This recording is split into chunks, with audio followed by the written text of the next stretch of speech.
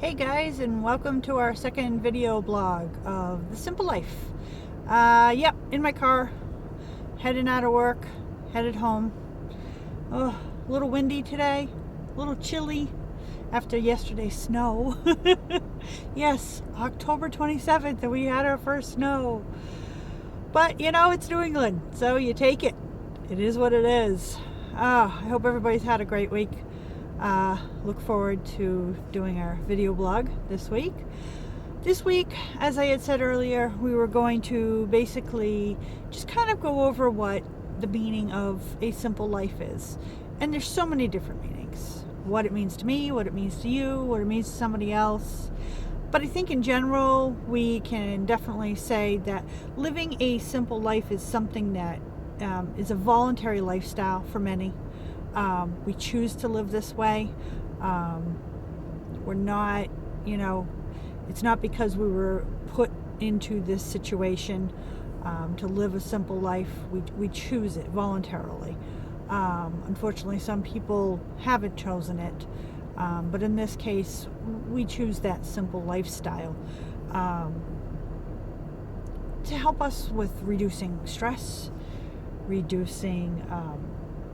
increasing our quality of life, basically. And hopefully it helps with our health. By reducing stress, well, obviously would help with your health. And balancing that work and life, which is tough for a lot of people. I know that it can be tough for me as well. So we choose to live a little bit more simpler so that we can balance that. We can have more time to enjoy life, go out, do things, less work, more play. But you got to find the fine balance because, as we all do, we got bills to pay, so you have to still work to pay those bills. But if you keep your life simple, you have less bills, you have less expenses in general. And I think that's, another reason people look to live simple. So we have less expenses, less bills, then we get to enjoy life more. And you don't have to spend money to have fun. We all know this. I think our society has brought us to a point where they make us feel like the only way we can have fun is to spend money. Well, it's not true.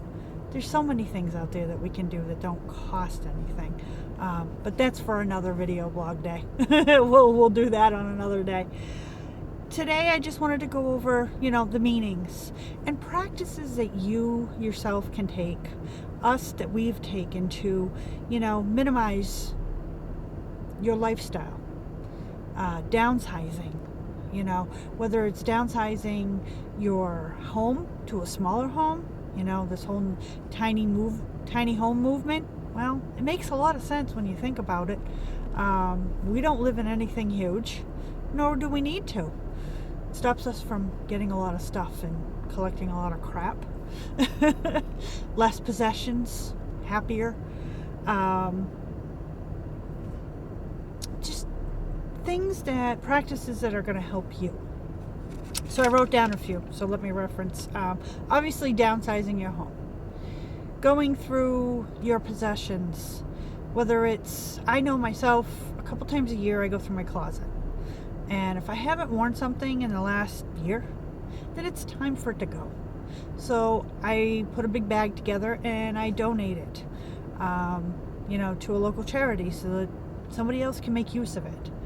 How many pieces of clothing do you need? Honestly, maybe for some it's important. For me, it's not that important. Clothes on my back, that's fine. I don't need anything special. So consider going through and seeing if there are things that you just don't use anymore and donate them. Somebody else could definitely use it. I'm certain of it. One thing that a lot of people are doing, kind of part of the homesteading, movement, is just going back to the basics of growing your own food, your own vegetable gardens.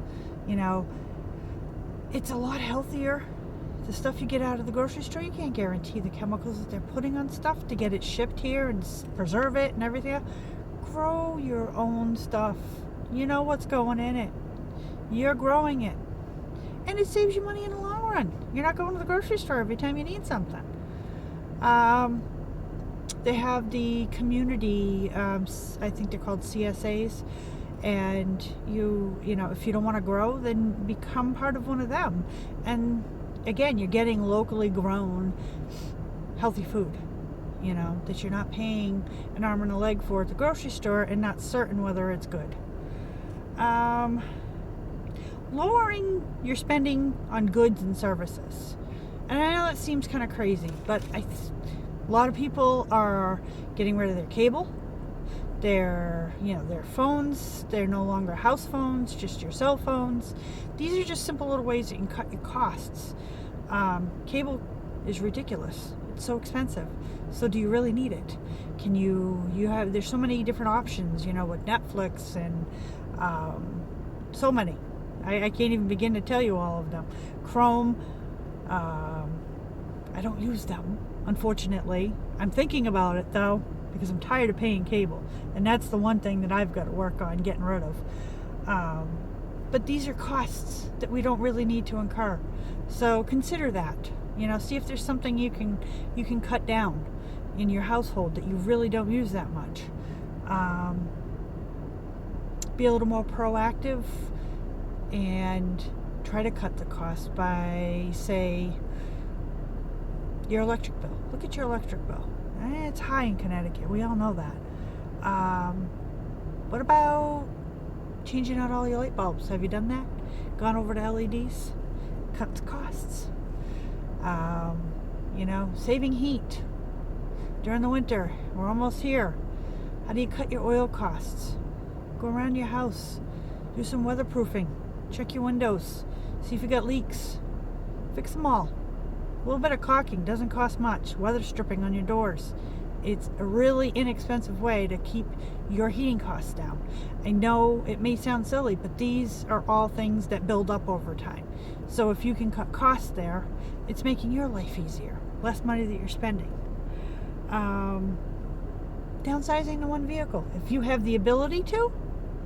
We're a one vehicle home because we also have our scooters and our mopeds, and that's our second form of transportation, which is very inexpensive. So we don't need two vehicles.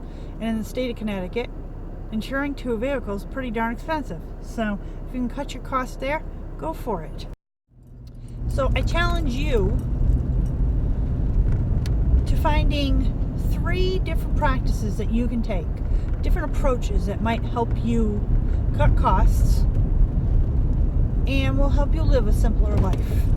I'm not saying go an extreme, just little things. Look around your house, look around at yourself, at things that you do regularly that you could possibly change, even a little bit.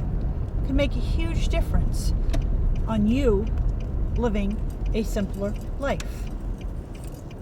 So what I ask is to pick 3 things and then head on over to our Facebook page where we will post our video blog and leave a comment under the video blog letting us know which 3 you choose. And over the next 30 days, make an honest effort to do those 3 practices. And at the end of the 30 days, we'll do a video blog going back, and I'll be asking you guys what it is that you chose and how it worked for you, and if it really did see a difference. And not just in cost, but how it made you feel. Did you honestly feel a little less stressed? Did it make your life a little simpler? Because you know what? Really, that's all that it takes sometimes. So, I hope you guys enjoy your upcoming weekend. I know Halloween's on Monday, so we get a lot of Halloween parties this weekend to go to. I hope you do too. And we'll go from there. I hope you enjoyed our second installment of our video blog, and I apologize if I went on a little too long. We'll try to keep them short and sweet. Other than that, I hope you guys have a wonderful, wonderful weekend. And live simple, guys. Keep it simple. Talk to you soon.